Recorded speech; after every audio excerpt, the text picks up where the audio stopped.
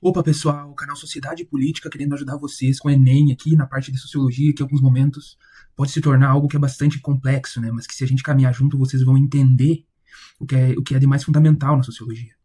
E no vídeo de hoje, a gente vai tratar de um dos pais fundadores da Sociologia enquanto uma ciência, né? Que é o Émile Durkheim. Eu não vou me aprofundar muito na vida do autor, porque quero ser direto aqui e não ocupar o tempo de vocês com coisas que não vão agregar com o objetivo principal de vocês, apesar de que compreender a vida e o contexto do autor é fundamental para entender o pensamento dele. Né?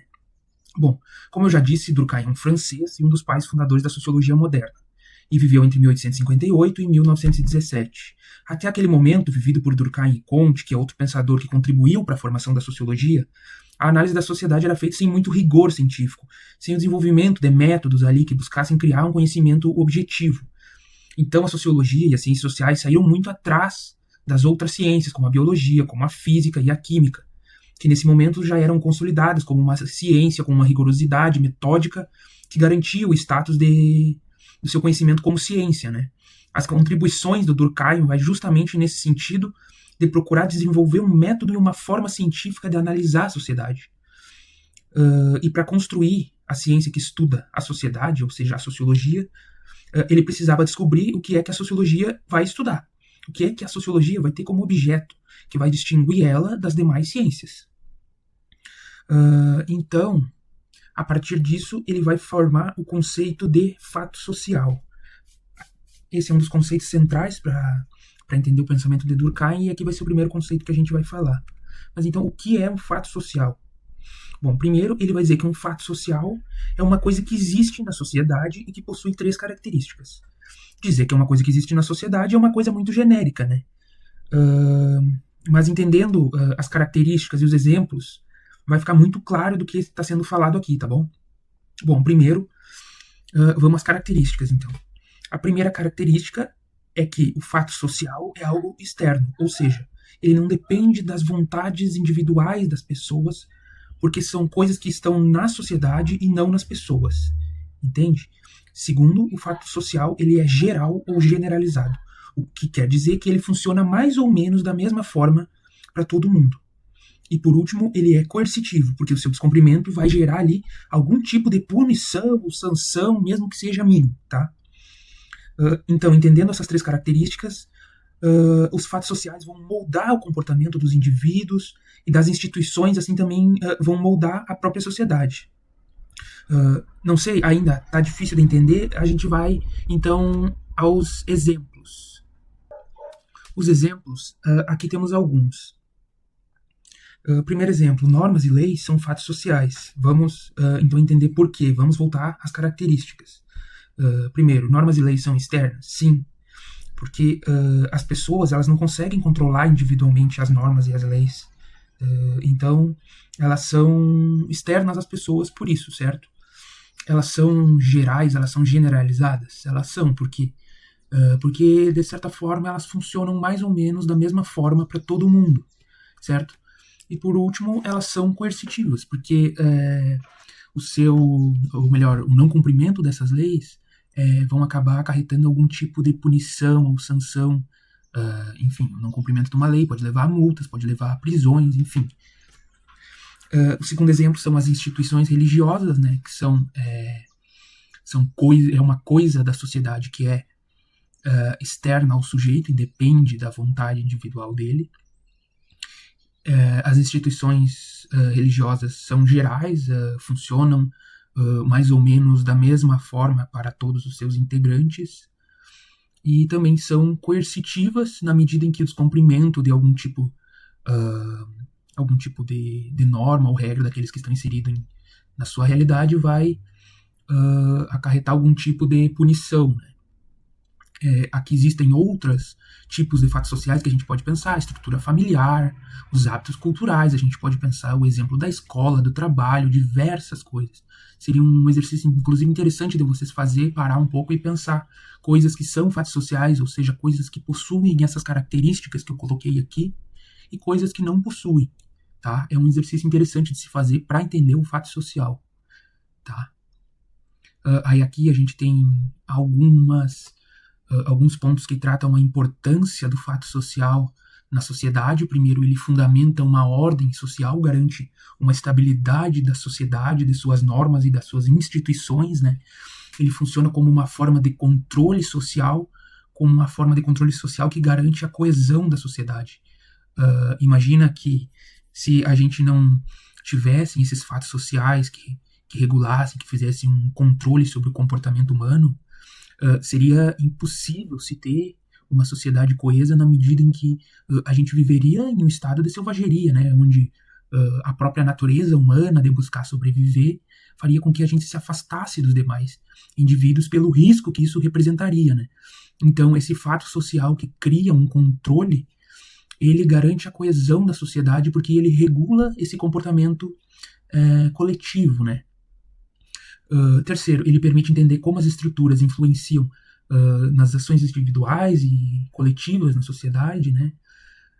E por último, compreender os fatos sociais auxilia na identificação de elementos que podem promover transformações na sociedade, né? Então, como eu coloquei, o fato social ele vai formar uma coesão social a partir da construção de uma consciência coletiva, que vai ser outro conceito fundamental para o autor. E aqui a gente vai entender esse conceito de consciência coletiva, tá bom? Primeiro, consciência coletiva refere-se a crenças, valores e normas compartilhados e que garantem a manutenção de uma coesão social e orientam o comportamento do indivíduo na sociedade. Ou seja, essa consciência coletiva vai ser o que vai permitir a gente viver em sociedade, porque se a gente não tivesse um conjunto de valores semelhantes ali, que permitissem a gente viver junto, novamente, como eu falei, seria impossível a gente viver em sociedade. Entende?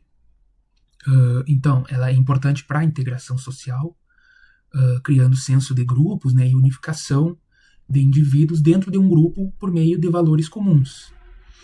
A consciência coletiva ela é diferente da consciência individual, porque a consciência individual é a percepção pessoal e individual de cada um, e que não necessariamente todas as pessoas precisam ter ela igual, né? Enquanto a consciência coletiva são os valores que são compartilhados por quase todos os membros de um mesmo grupo, entende?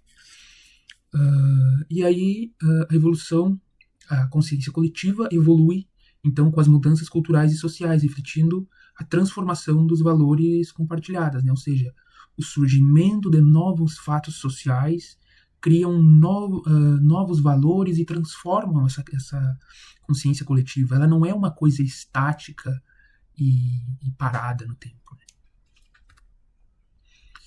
Aí aqui a gente tem alguns impactos da consciência coletiva numa sociedade. A criação de valores culturais, tradições e práticas sociais que se estabelecem em um determinado grupo social, né? Ela é responsável, então, pela manutenção da ordem social, para que a sociedade funcione ali de uma maneira harmoniosa. Ela facilita a integração a partir de indivíduos que têm valores relativamente semelhantes, né? E ela estabelece algum tipo de certa resistência às mudanças sociais, porque a consciência coletiva ela tem uma certa solidez, ela não muda, ela não costuma mudar com muita facilidade diariamente. É uma consciência que as transformações levam tempo. Tá? A consciência coletiva, então, ela vai ser responsável pela formação de solidariedades. O que é que o Durkheim chama de solidariedade? Solidariedades é basicamente essa coesão, essa união de indivíduos que formam a sociedade. Essa é a responsabilidade da consciência coletiva. E retomando, a consciência coletiva é a união de valores, normas e princípios que pessoas compartilham. Essa consciência coletiva, então, vai formar a solidariedade, que é a união, a coesão de indivíduos para formar uma sociedade.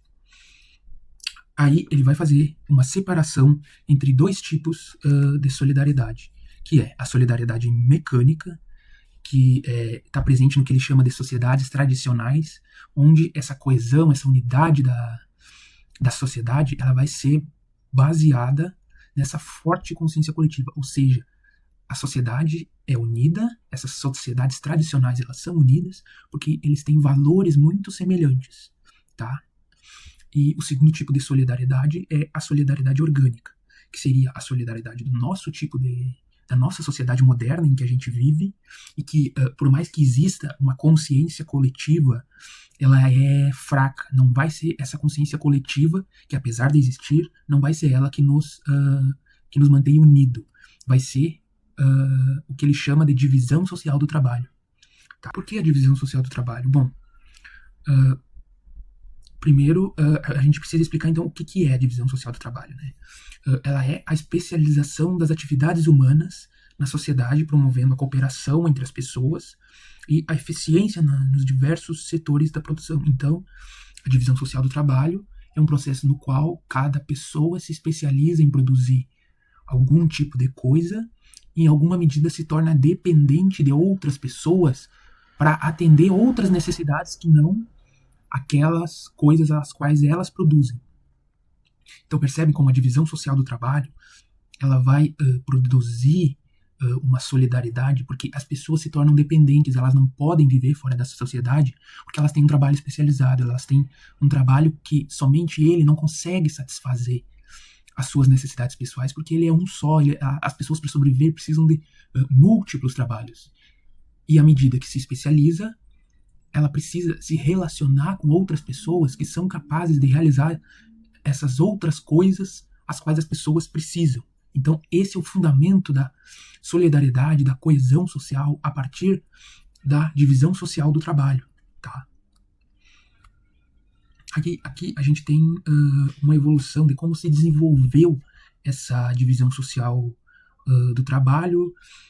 O Durkheim vai considerar que ela tem origem numa sociedade, então, pré-industrial, né? Nessa sociedade pré-industrial, na verdade, as tarefas eram divididas em famílias, em comunidades rurais, ou seja, a divisão social do trabalho dividida em famílias é uma divisão social do trabalho bem menos desenvolvida do que a gente tem hoje, porque núcleos de famílias exerciam todas as atividades necessárias ao seu desenvolvimento. Então, percebe como essas famílias poderiam viver de uma maneira muito mais isolada do que hoje, porque dentro daquele pequeno núcleo eles tinham tudo que era necessário à sua sobrevivência sem a necessidade de se relacionar com outros grupos fora dali.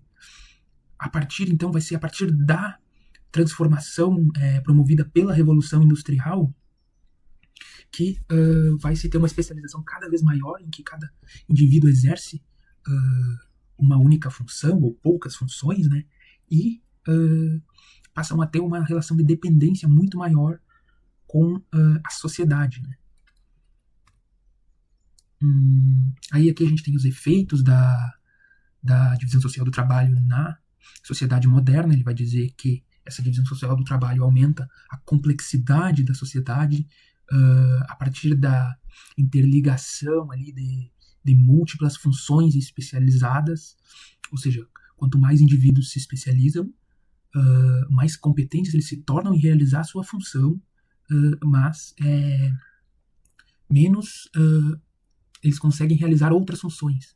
Então isso vai criar uma interdependência desses indivíduos, né? Cada um realizando a sua função e promovendo trocas, enfim, para ter as suas necessidades materiais supridas, né?